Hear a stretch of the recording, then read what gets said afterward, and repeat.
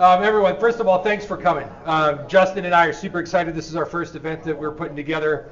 I think it's a really important thing for us to do as a community. Everybody's with different brokerages. Obviously, we're lenders. But the whole point of this is to talk about what's going on in our real estate community and how we can work together to make it better, more successful, and provide more opportunity for us and for all of our clients. So you guys know me. I'm Gabe Carter. That's Justin Dees in the back, the gray check. And then we've got a bunch of our colleagues from NEO, Ryan Grant, one of the co-founders, going to be speaking a little bit. Mark Robertson, Chris Ledley is hiding somewhere probably by the bar. And Nico Stevens. Oh, there he is up front. Never mind. Anyways, we're very happy to have you all here. Thank you. I want to start by asking you all a question. And this is a question for you guys to think about on your own. Why did you get into this business? I'm sure we're all asking ourselves that a lot right now. And then the second question, the obvious follow-up is, why are we still in this business? Obviously, during the pandemic, everybody was just catching business out of every direction, but now it's a little bit different. And it's definitely not a business that's easy. It's not a business that's for everyone. Did you get in this business because you like giving up your free time, your weekends, your holidays, getting up from the table, telling your friends, oh, I just got to take one more call? No, definitely not. Do you like self-inflicted pain? Probably, because that's why you're still in it. But I think that it's pretty clear why we're in this business, and it's because we have just a general love and a care and a desire to help people. And I think that that's really what keeps us all in it and why we're still here and what filled this room today. During the pandemic, we were trying to catch every drop that fell out of the sky, working 14-hour days. We're doing more business than any of us had ever done.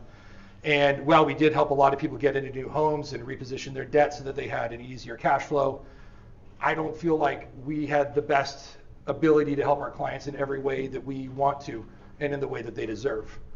And that is what led us to joining NEO. We realized after our first conversation with these guys that they were into this business for something completely different. They were approaching it from a true advisory perspective, not just selling people debt, which a lot of companies do, but really trying to look at it from a holistic perspective where we could figure out how to build generational wealth through real estate and provide financial literacy for every family that they served. It's a much different perspective than just saying, oh, do you have the best 30-year fixed rate? We're saying, like, what is this home going to mean to you? How is it going to affect your kids? What's your long-term plan with this? How are you going to get to a place in life where employment's optional? And for us, real estate is, the main lever that most people in this country use to build all of their wealth. We looked around over the last 12 months, and every conversation that I've had with every other person that's in this industry, and those of you that I've spoken to that are in this room, we all have the same question. What do we do? There's nothing to sell. There's nothing to buy. There's nowhere for people to go. So how do we address that? And obviously you can just see the transaction volume that comes out from the court reports that it's changed quite a bit from what it was a couple of years ago. I think we were talking, Ryan, you said about 125 transactions or something like that in the first 3 months of the year, yep. Which is what we were doing almost on a monthly basis, a year and a half ago. So that's pretty dramatic change. We're here to help. And the point of this is to show you different ways that you can give people confidence and give them information so that they can make the best, most informed financial decisions for themselves and their families to plan for their futures. By doing this and by giving good advice and by taking a more holistic approach to everything, we're going to inevitably shake things loose in our market and create our own ecosystem in Santa Barbara to get people to move. Because without good information, people just freeze. I think that the one way that I would love to be regarded by any client that I've ever worked with is as a trusted advisor. And that's not something I get to call myself. A trusted advisor is something that you have to earn. And how do you earn that? It's because you give good advice and you take action. It takes intention, time, effort, commitment, and you have to have true integrity in what you're doing. And in some cases, that means saying, this might not be the deal for you. People cannot trust you until you show them that they can. And that's what we want to do. Every day, we're all inundated with an amazing amount of media. There is so much news that's coming our way from so many different platforms. We don't know what's real. We don't know what's fake. We don't know what to believe. But one thing's for sure, most headlines that we read all are meant to instill fear in us. And when there's fear, you have to go find answers.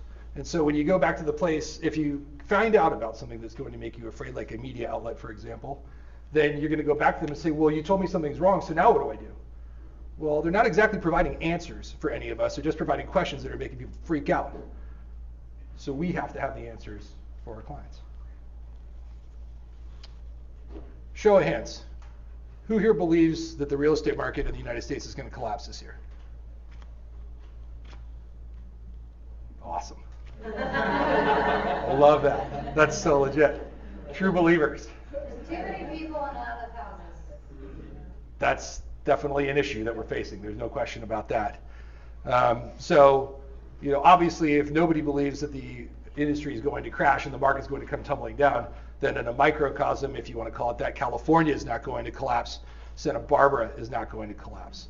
Mountains on one side, ocean on the other. We've got a limited amount of acreage to work with here, and we all know the Coastal Commission and the city and the county aren't exactly making it easy to build, despite how many good proposals come their way. But if you did believe that, as 65% of the population of this country does, we would have a serious problem in this room. Luckily, we do not, which means that you are the right people to give the right advice to people, to give them confidence and true guidance to make their next step. It's not the type of problem that we're experiencing here. It's not a Thomas fire. It's not an earthquake. It's not a tsunami. It's not a nuclear reactor meltdown. It's not a flood. But it's a problem of information. And the problem is that we don't know where to get good information, so we have to be the source of the information. And if we're the source of good information, then we're going to solve the biggest problem that we face around the country. And that's by giving them confidence with real data that we can source from true sources. There's going to be dips, there's going to be declines, there's going to be recessions, but there's also going to be massive swings to the upside and periods of huge abundance. And we may never see the sort of outsized increases in property values that we saw from 20 to 22. And hopefully we don't again, because it took a pandemic for us to get there. For interest rates to drop to near zero, and for millions of people to flee cities so that they could go shelter in place somewhere outside of a concrete box and try to come to places like Santa Barbara. If something like that ever happens again, I don't know what the cause of it would be, but I pray for us all. Because look what happened before. It was no good. We have to show our clients now that there's opportunities in a tight market. How do we help the older couple that wants to downsize but is afraid to move because they don't know where they're going to go? They don't want to be homeless. How do they buy before they sell? We've got to show them how to leverage the equity that they have in their home that they worked so hard to build over these last 30, 40 years. How do we talk to somebody that thinks prices are going to be going down? Well, obviously, everyone in here agrees that the whole real estate market is not going to collapse, so therefore prices probably shouldn't go down very much, which means that we should be able to show them through factual data, through the lack of housing inventory in this country, that prices should go up. And we educate them on the law of supply and demand, and we just show them we're still seeing houses closing for over asking in multiple offer situations even today. How do we help first-time homebuyers get into the market? The cost of entry here is really, really difficult. We have a great new program, the California Dream for All program. It's a down payment assistance program. Everybody's been talking about it. It's a $300 million fund. A great, great, great way for people to get in. $100 million of it's already gone in a week and a half. But that doesn't mean they're not going to fund it with more. There are these funds. This is just the most recent one. But the point is that we have to be able to stay current with everything so that we can give good information and good advice and make sure that people are prepared. Nobody wants to catch a fire drill on a Sunday afternoon after you've been showing property to clients that aren't pre-approved, and all of a sudden they want to write an offer. And I'm like, we don't know anything about these people. Yeah, we want to write an offer too, but we got to do the work ahead of time so that we can jump in on programs like this to give them the opportunity to get in. And there are others. How do we help any buyer that's got a loan get an offer accepted when they're up against cash? You guys actually have listings. We don't. So we have to be really, really, really sharp at this. And we have to make them rock solid, bulletproof buyers that are completely approved and ready to go and ready to move quickly. When interest rates come down, And they will. We're going to see an influx of buyers that most people sitting on the sidelines can't even imagine. For every percent that interest rates come down, another 5 million people are qualified to buy a home in this country. It's a pretty massive number. You know that in the 14 months following the bottom of the real estate market after the global economic crisis, appreciation across the country was 8% in 1 year, 14 months. So if we had 8% appreciation on what a median home would be in San Roque, which is about 1.835, the next year the price on that is 1.95. So think about that for people who are waiting on the sideline, and then you have lower interest rates. Everybody's like, ooh, now's my time. They come in, they're writing offers, and everybody else that's been waiting for that is now competing. I mean, we saw what happened before. You guys have all told me we don't have anything else to sell. It's because you sold it all already. And good on you for that. And sellers that want to wait, like that might seem like an attractive opportunity for them because they're going to get a higher dollar for the cost of their home, but then they're going to be jumping into the pool with more people, more competition in a tighter environment. So what do? We got to give them the advice and show them the history that now is a great time to buy because they can get in ahead of the pack and then make changes later.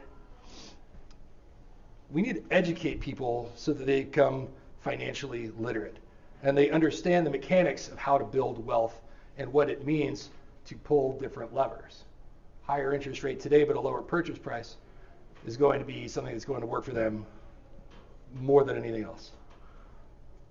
Remember, we also have to set people up for tax advantages for the rest of their life so they're not leaving the people behind with a huge tax bill to pay when they're done.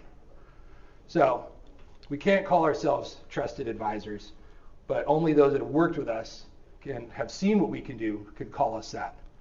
But if we provide people with accurate, verifiable information and arm them with the tools to make the best financial decisions possible for them and their families, you are going to end up with a book of business that is going to be generational relationships.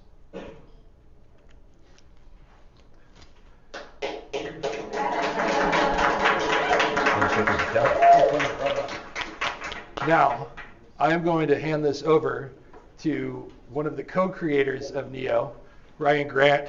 He's consistently in the top 50 mortgage originators in the country, always the #1 mortgage originator in Orange County, co-founder of NEO, one of the most intelligent people in this business that I've ever met. Thanks, brother. Thanks for coming. Appreciate it. Man. Just get over Appreciate Gabe. it. Thank you. Yeah, thanks for coming. Turn on.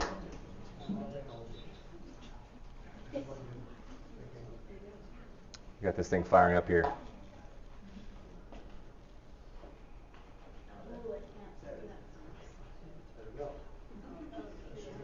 I think that will get more clear over time.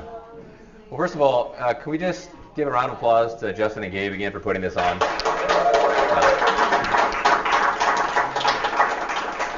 These events are not easy right now, and so I really commend you guys for doing this. And thank you all for investing yourself and your time.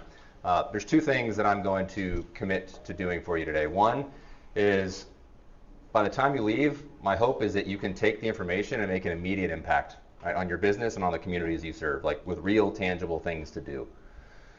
The second thing I can commit to is that it's going to be a little uncomfortable while it happens.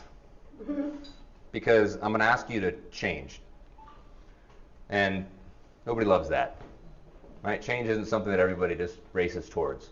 Especially when, for the last 80 years in this business, we've been doing it one way.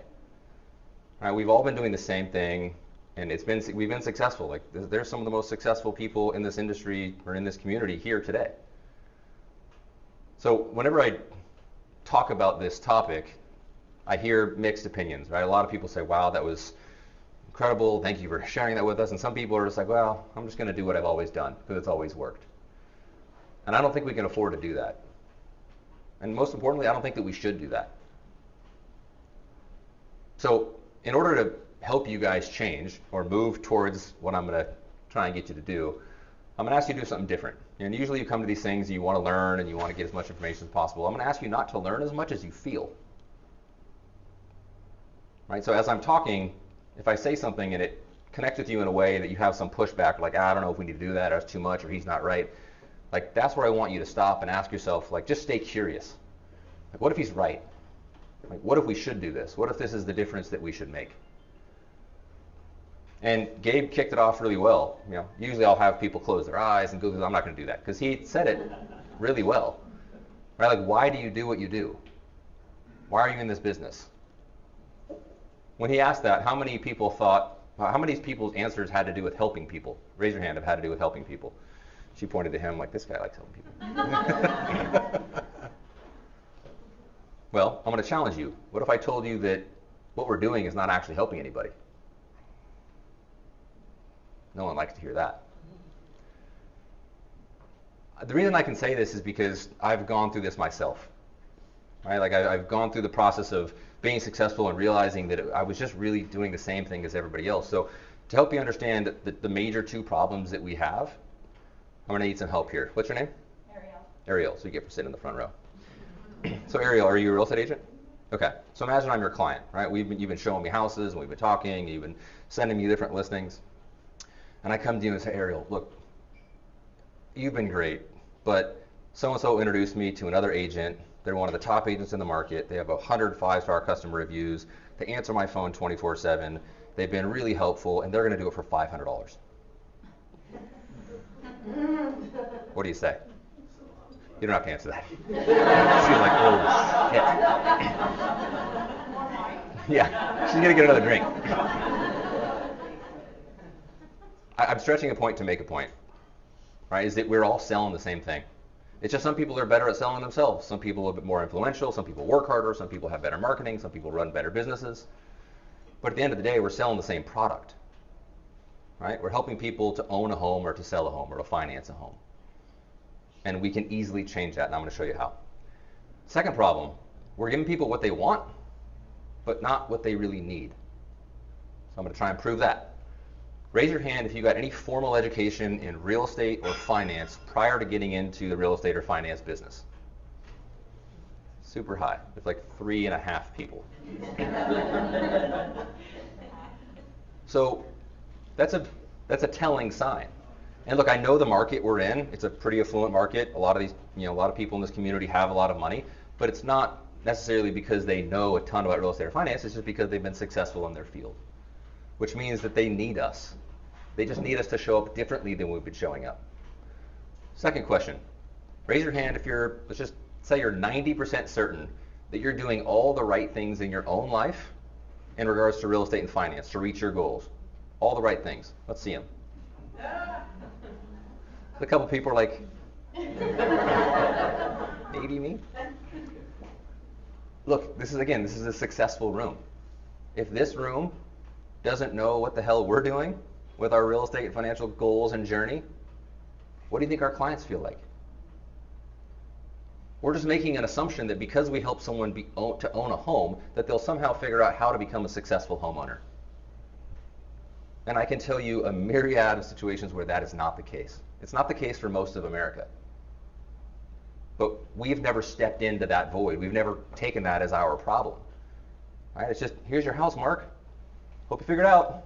I'm going to keep sending you stuff, and I'll mark it to you so you don't forget about me, but man, you got some stuff to do, right? Work through it. And we laugh, but that's what we're doing.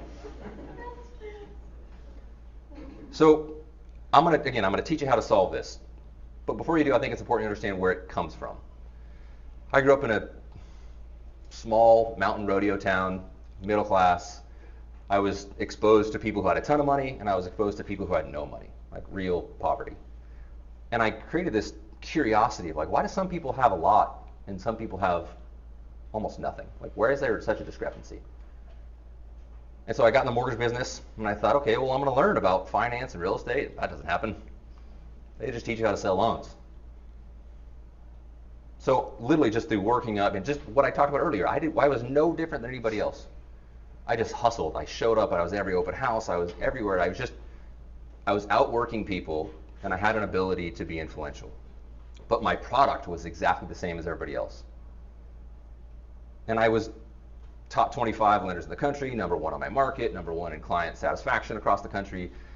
And you would think that I'd be really proud. But if any one of you would have asked me what I did for work in 2018, I would have been like, I'm in the mortgage business. Mike knows me. Same way.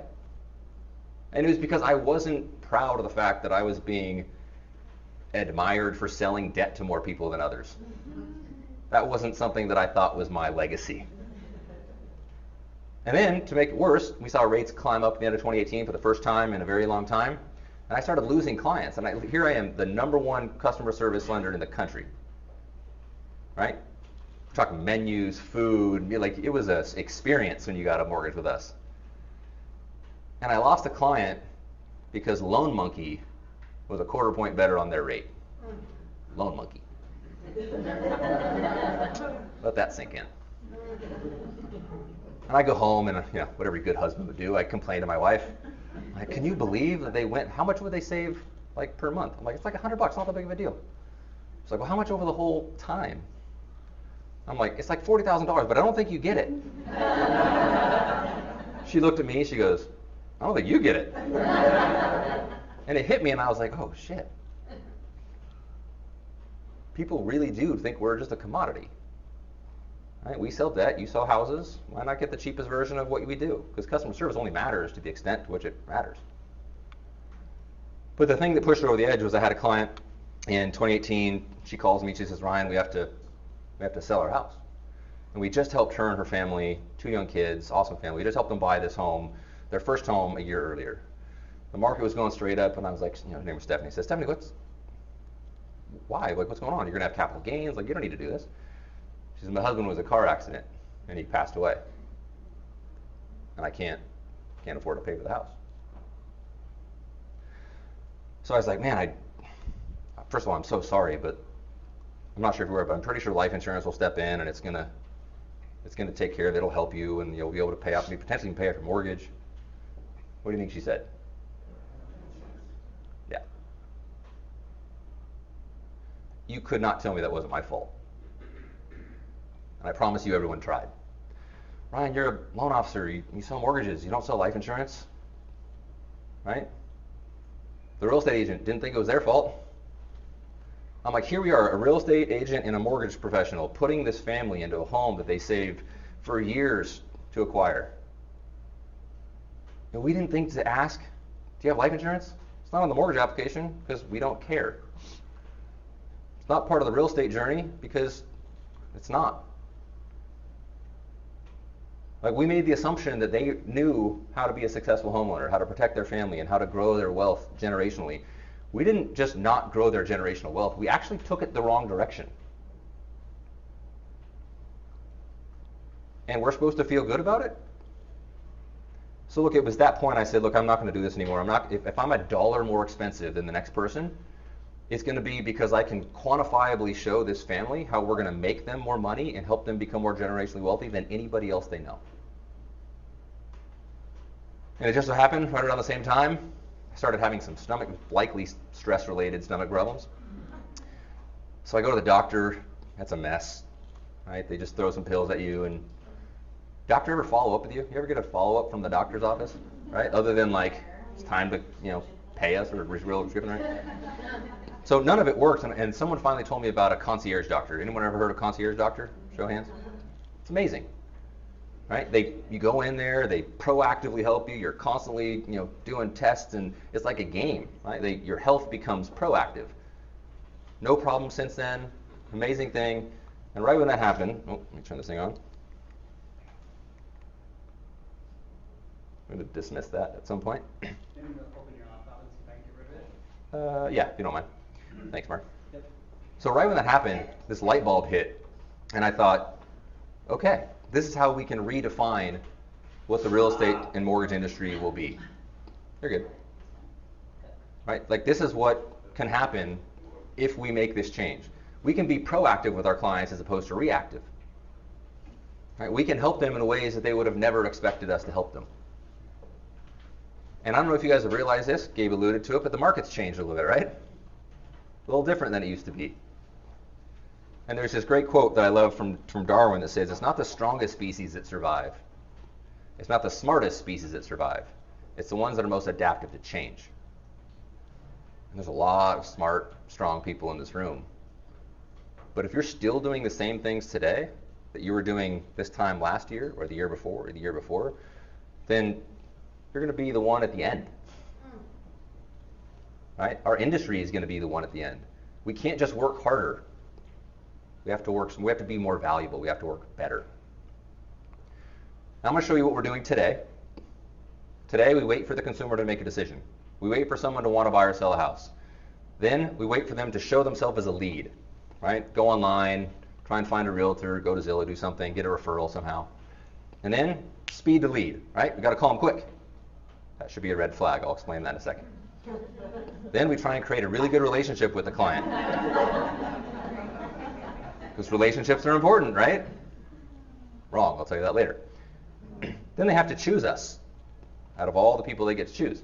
From there, we give them amazing customer service, right? They have to be wowed with the things that we do. Answer the phone 24/7. After that, we have to market to them, right? With all sorts of good things about us. And then lastly, we assume that they're just going to know what to do. Right? They'll figure it out. It's easy. Let me tell you why this isn't going to work. So, do me a favor. This is a test. Raise your hand if you one of your past clients that you help buy or sell a home. If they call you tomorrow and they say, Ariel, and they say, Ariel, I want to buy a house or I want to sell a house. Who here thinks that's a good thing? It's taking you a while. It's like, feels like it's a good thing, but he's going to say it's not. It's not. Anyone want to guess why? It's because if we, think about how confusing it is right now, right? It's not a seller's market because rates are high, but it's not a buyer's market because there's no inventory. Like, how will we expect people to figure out if they should buy or sell a house on their own? As professionals in our industry, we should be so proactively engaged with our clients that we help them decide when to buy or sell real estate. Right? And then we just work with them towards that strategy and that plan. And I'll show you exactly how to do that in a second. Then they have to expose themselves as a lead. Does anyone think we're going to win that game? It's just data. We're not going to win the data game. We're not Zillow. We're not Quicken. Right? We don't have billions of dollars to play the data game. We'll lose that game. Speed to lead. If I hear this one more time at a mortgage or real estate conference, I'm going to throw something at the speaker. If we really believe that our worth has to do with how quickly we communicate with somebody, right? If we're the first person to talk to them, we should get them. Like, that's terrible. Shouldn't we be the most valuable person, not the first? If you guys have ever read the book Challenger Sale, it will tell you relationship-based salespeople finish dead last. The people who finish first are value-based salespeople, people who challenge people's assumptions of what they believe. And I don't think we do well of that in this industry. Next, they have to choose. There were 1.4 million realtors. I don't know how many there are this year. Right? There's 400,000 loan officers. That's probably a lower number too. But that's a lot of people to compete against. Next is customer service. I already proved that. Loan Monkey, you get it. Doesn't work. Spam. We're marketing to people in the wrong way. We're sending them stuff to say, don't forget about me as the professional, as opposed to, here's what I can offer and here's how I can help you for 30 plus years. And that's an easy change, and I'll show you how. And lastly, we need to make better assumptions. We need to assume people don't have the information they need, because wealthy people are, like, again, this is an affluent market. These people aren't wealthy because they have money. They're wealthy because they have information. And this room has that information. We just don't need to give it to them reactively. We need to give it to them proactively. So the interesting thing about this is the analogy I use is a horse to cars analogy, because it's a hard concept. No one expects their real estate professional to proactively help them grow their wealth. No one thinks that way. They only expect they need them when they want to buy or sell a house. Same thing in the mortgage space. Right? When we tell people what we do, they're like, oh, that's interesting. I've never heard of that before. Which is phenomenal for us, right? Because we're selling a different product. But the same concept is, if you would have, if Henry Ford would have asked his clients what they wanted, they would have said faster horses. That's the game we're playing. People want lower commissions. They want lower rates. They want to buy a home with a click of a button. Right? They want less involvement because they don't know anything else exists. Right? So if you didn't know the Model T existed, where you could drive to your destination as opposed to ride your horse, who might die on the way, then you're just going to want a faster horse. So it's going to take a while. It took 25 years for there to be more cars on the road than horses. Seemed like a pretty easy thing to understand but people still didn't get it. So this is not going to be an easy change, but it's a necessary one. And I'll show you why, and then I'll get into it. So right now we're competing in existing market space. Everyone knows what a realtor does and what a lender does. That's the existing market space. What I'm going to show you is how we can create an uncontested market space, right? Do something completely different than our competitors. Next is everyone right here is trying to beat the competition, sell more homes, sell more loans. Job becomes pretty easy when you can make them irrelevant. Next is that we're competing on existing demand, and Gabe went over some of the numbers. They're terribly low. But what we need to do, what we should be doing, and what I'll show you next, is how we can capture new demand. Right? Demand that doesn't exist today, but can exist when you leave here. So this is what you should be doing today. If you want to take notes, feel free. And by the way, you can email these guys. They'll send you the whole deck. They can send you the recording. That way you don't have to furiously be writing notes. I think we're missing the boat on what a lead is today. Right? Most people believe that a lead is someone who wants to buy or sell a property. By the time you leave here, I want you to think of a lead as anyone who has a heartbeat. And I'm going to try and unpack that. Right now, we're selling products people don't want. Only 16% of America believes it's a good time to buy a home. Type in, if you get a chance to type in Google, is it a good time to buy a home? It is dark. That is not what you want to see. But that's what your clients or prospective clients are seeing. Right? And we're trying to tell them why they should do this. The internet's telling them a very different story. Next is we're selling products that people don't understand. So let's say they might want to buy or sell a property. 28 million Americans plan to purchase a home in 2023. On average, they hope to spend $269,000. Calm down, Santa Barbara. This is a national number. Right? Right?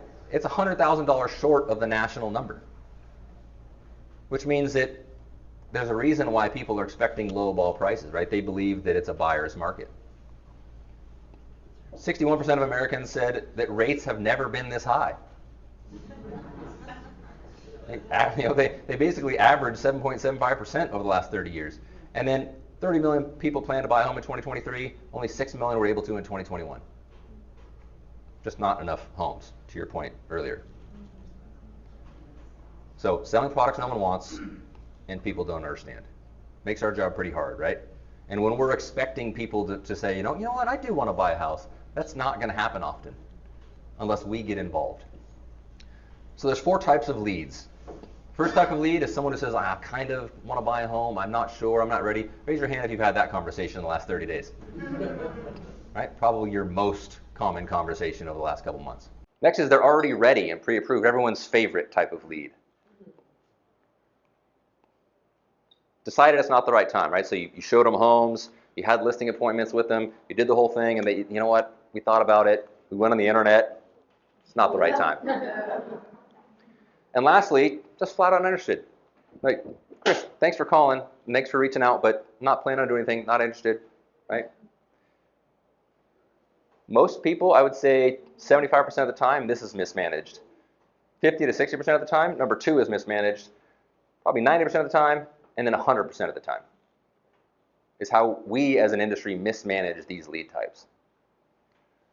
So this is what I'm going to get you to take away from this today. 1 is, how do I get the not ready yet client to engage? Has anyone raise your hand if you had a client who said not sure, not ready? Anybody? Okay, I got you, thank you. So what did your client say? That they're not ready. Just like, they're kind of browsing and looking at yeah. open houses for them. Perfect. How did you respond to that? What was your answer there? Like, how did you help them with that?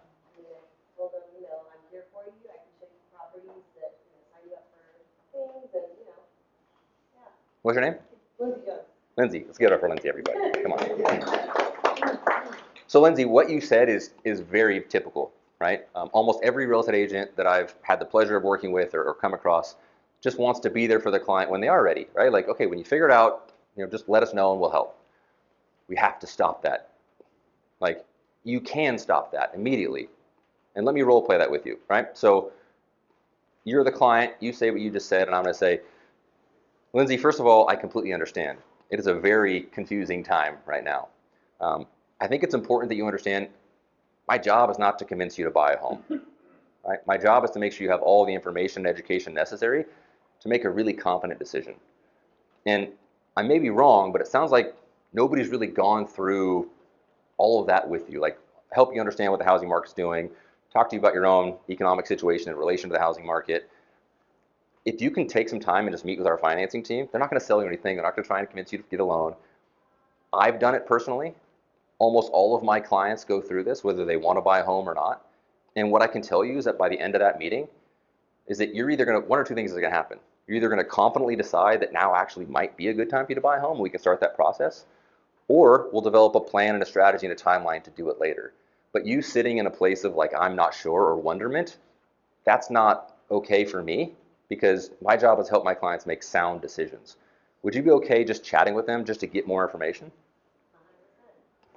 That is how you got to handle these people.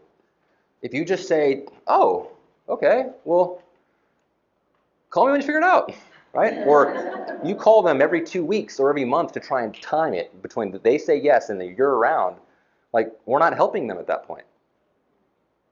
When you go to the doctor and they give you a prescription and you go to the pharmacist and they fill that prescription, are you thankful to the pharmacist for being super helpful for you? They just filled a frickin' prescription. That's kind of what we do. Like, people place an order for a home and we fill it. People place an order for a mortgage and we fill it. We need to go a step farther and help them do things they wouldn't do otherwise. Right? So the first thing that takes is genuine belief. You have to really believe that we can help clients who cannot help themselves. Because we have data, we have information, we have processes, we have systems where I can clearly show someone, like, Mark, this is a time where you should buy a home, and let me tell you why. And I'm not pushing you to do this, but I wouldn't be doing my job if I didn't explain this, because our job today has changed. Our job used to be, there was more orders coming in than people to fill them. So we just had to fill orders. Our job now is to take the fear and the anxiety and the uncertainty that most people have and replace it with excitement and confidence and motivation and certainty. And that takes intentionality. Like, we have to be intentional with how we do it. But it also takes the right script. Like, you have to know what to say. And these are probably out of order. First, you need to know what to say, and then you need to believe it, because it's not what you say, it's how you say it. Right? If I would have just been like, hey, maybe you should buy a house, and maybe you should talk to our financing team. Like, no one's going to do that. You have to let them know why. Next is, what's wrong with a client who's ready and pre-approved? Anybody know? Has anyone had a pre-approved client who didn't buy a house? Quite a few. And the answer is not because they can't. It's because they haven't gone through that intentional process I told you earlier. I can go online and get pre-approved to buy a house in 8 seconds. Right? Click, click, put in my information, done, I got a pre-approval letter. It just tells me that I can buy a home. But nobody's told me if I should buy a home. You guys understand the difference?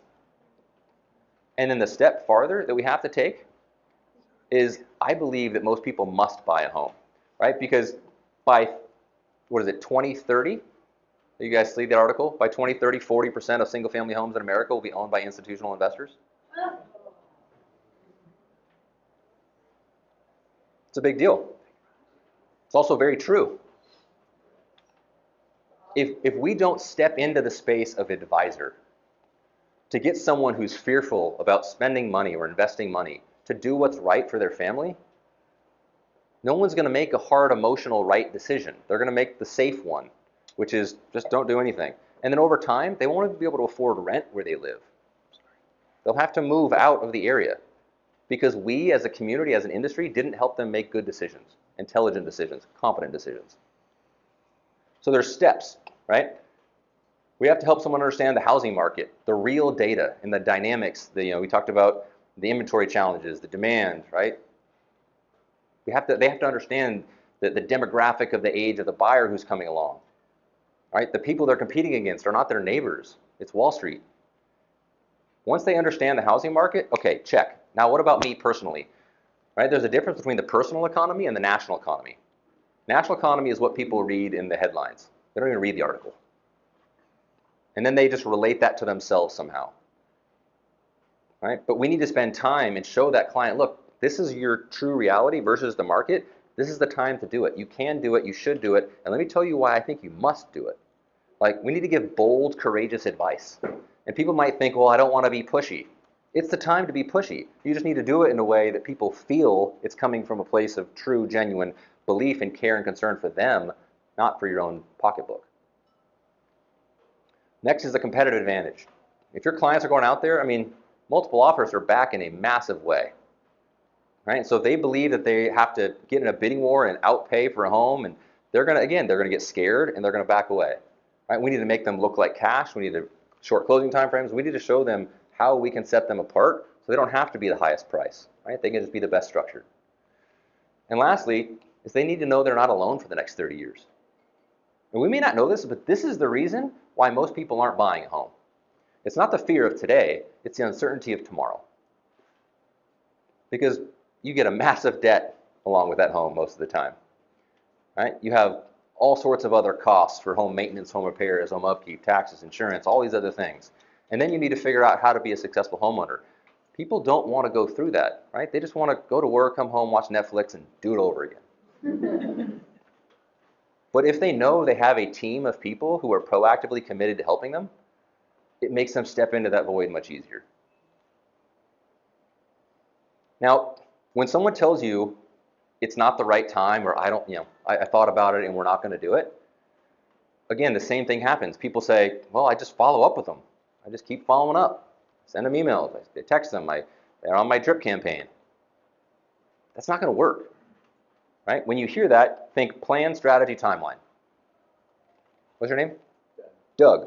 So Doug says to me, we're about to list your home, and you go, Doug, or you go, Ryan, we decided, we looked at the internet, and it's not a good time.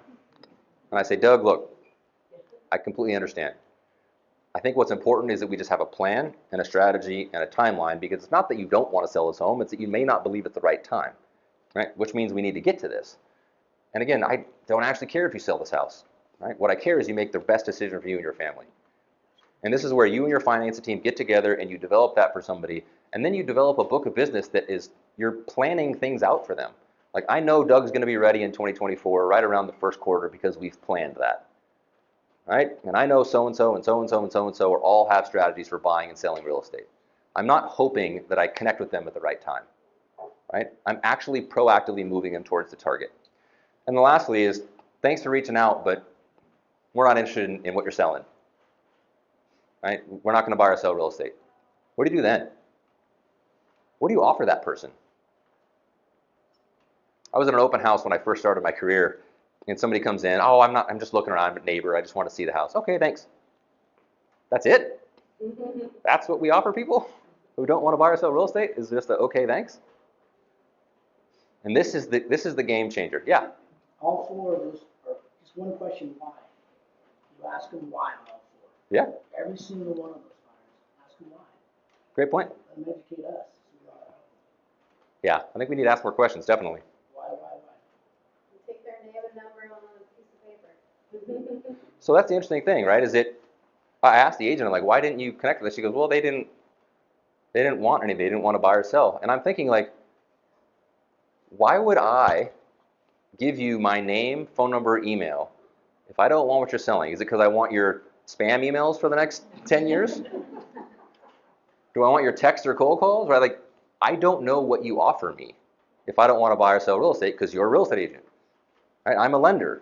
If I don't need to finance a property, I don't know why I would allow you into my life. This is the game changer. This is the one that's going to change our industry. We can adopt them. We can adopt them and we can show them more value on a proactive basis than any realtor, any lender, likely any financial provider that they have or know. And you're probably wondering, well, how the hell do we do that? So there's something called the transaction frequency spectrum. This is the companies you work with daily, weekly, monthly, right? Those all look familiar. Amazon should probably be daily. It's my wife, it's probably hourly. Right? Quarterly, yearly, you're doing your taxes, you may buy a car, you rent a car, you fly. We're in the decade category now, people. Every 7 to 10 years is when someone will do a real estate or mortgage transaction. Rates are higher, right? Inventory is lower. There's just not enough. How do you keep someone engaged and show value for 7 to 10 years without having a massive control of data like a Zillow or somebody else. Right? The only people that are used less frequently is the mortician. We have to change this. And this is not just for us to continue our careers. This is for the consumer to get what they really need. So one of the things that we have at Neo, and again, you guys are welcome to participate in this if you like. You can just chat with the guys, is our clients are looking at their their wealth, right, their net worth dashboard on a daily, weekly, monthly basis. Right? They're looking at their home value. They're looking at their equity positions. Right? They can set objectives that we on the back end get to see and help them towards. Right? So I want to pay down my credit. I want to start saving. I want to buy a car. I want to buy a home. And in the back end of our system, we see all these goals, and we see they're 25% of their way to this goal and 50% of the way to that goal. Right? And so our client success team can then reach out to those people and move them closer to their goal, as opposed to just being like, oh, you're ready to buy or sell? Great. That should never happen. We should never be surprised by our clients' intentions. They are in a constant state of approval at all times, right? Because it connects with their credit, it connects with their income, and it connects with their assets. So any one of you could literally pull your phone out, see all the check marks, and write an offer on a house at any time, right? Because it updates every month, right? So it tells you where your approval lies consistently. That gives them empowerment, right? That means they don't have to, wonder and think, well, I don't want to go through that process. Some people don't buy or sell a home just because they're afraid of starting the process. That's how lazy we've become. You could literally just be like, oh, I'm good. I can buy a home. They're checking their credit constantly, right? They're able to figure out if I open an account, if I pay down an account, if I do X or Y, how is it going to impact my credit? They're looking at their budget on a consistent basis, right? They're able to see how they're managing their money. They get maintenance reminders for their home. Number one regret of home ownership is underestimating home repairs, home maintenance, home update. That costs $8,500 for the average person in the first year. We can help them with that proactively. So we're sending them maintenance reminders on what they can do, home improvements. We store all their documents. They never have to look for anything again. All right there. On a monthly basis, they get a real estate wealth digest that tells them everything about every aspect of their home. And guys, notice everything I'm showing you, it markets us, but it's about them. It's their life. It's their finances. It's their real estate. It's their opportunities. We're giving them information to create wealth, not just sold cards so they could call us when they're ready. And the data that we have is incredible, right? We get notified when our clients have kids, when they get divorced, when they get married, when they have empty nest scenarios, right? We get notified if, homes go up in value, if homes go down in value, if credit changes. Our data will tell us everything we need to know to help our clients proactively. And that's the game that the big boys are playing that at a smaller level we haven't figured out yet. And when we couple data with the appropriate intention, it's magical. And I think, all of you have databases. That term can selfishly be called a data bank if it's done correctly. 10% of every homeowner moves every 10 years. Or 10% of your database, right? So if you have 100 people in your database, 10 transactions. 1,000 people in your database, 100 transactions. Now you think, I don't have 1,000 people in my database. You can adopt 1,000 people in 6 months. You don't have to sell 1,000 homes. You just have to be able to convince people, I can help you in ways that no one else is without you ever doing a transaction. And then we get to know everything about them. And we get to send them all the information I just showed you without them having to buy or sell a property. And this is what people will expect from the real estate community. This is likely what your databases look like today. You got a bunch of people in there, but you have no idea what they're thinking, no idea what they're doing, no idea what they're planning. This is what Zillow and Rockets look like, right? They have good information on them. This is what yours can look like tomorrow. You can know what they're going to do before they do it. And then reach out proactively to help them plan and figure out how to get that done. This is what real estate will turn into, right? This is what the mortgage industry will turn into. So I'm going to close here with a couple things. One, to implement this, the mindset you have to have right now is an opportunistic mindset. Most people see death and destruction and fear and less results, and they're struggling in the real estate and mortgage space right now, to put it kindly. But the mindset needs to be, there is so much opportunity to lean in and tell people a different story. And people need us now more than they ever have. When rates go back down and inventory comes back up, people need us less.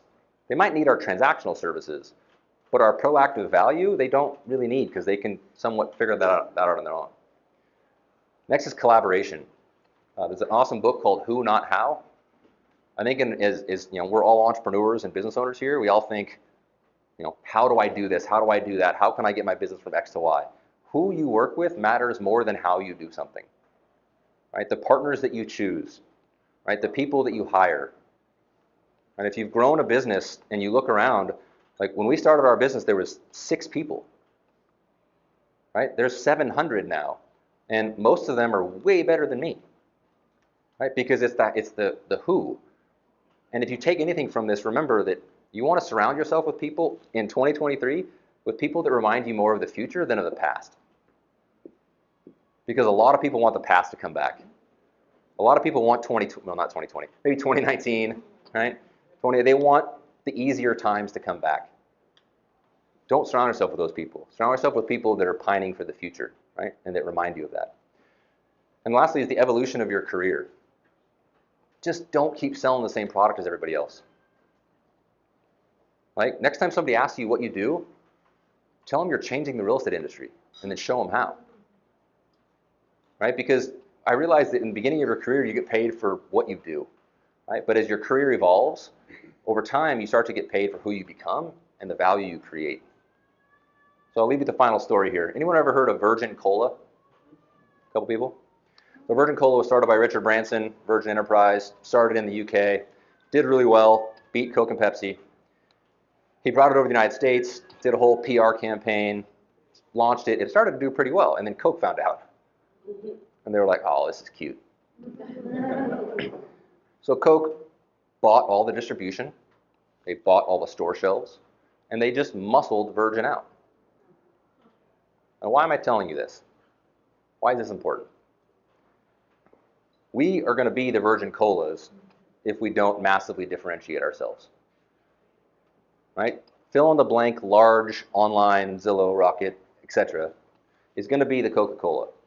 But what would have happened if the consumer went into the grocery store? Well, what did happen is they went to the grocery store, they looked up, and they're like, well, I don't see the Virgin Cola. They just grabbed the Coke, and they said, close enough, and they left. But what would have happened if they went in and they would have went to the manager and said, hey, where's the Virgin Cola? Like, if you don't have it, I have to go to a different grocery store. Think they would have brought it back? Yes. We risk being Virgin Cola if we aren't massively different than our competition. Right? If people start to demand who we are and what we do by the value we provide them proactively, there's not a company in the world that can push us out. So if you want to take this on, if you want more information about this, if you want to help us change the real estate and mortgage business, we need it. Right? We need your help because we cannot keep doing what we've been doing. Doing more of the same thing is a recipe for disaster. I have a question. Yeah. What about the whole metaverse thing that everyone's kind of talking into for the real estate? Have you heard You mean like about that? buying virtual real estate? Virtual and regular, just on your whatever event. I think that's a whole nother topic. I'd have to give a different presentation on that one. But you see that coming in the future. There's a lot of things coming in the future. Yeah, a lot of people are suggesting that. Yeah, the key is we have to understand, like, money follows value. Right. And I think right now, people are confusing that, and they're trying to create situations where transactions create money, but we're losing that battle. Right? We're not going to win the battle of number of transactions. But we can win the battle. Like, there's real estate agents and mortgage professionals across the country, they will outproduce us. But there is no one who will outperform us. And that's where you can see the difference in this thing. So, thank you guys for having me here today. Appreciate you coming out. Thank you to Gabe, Justin again.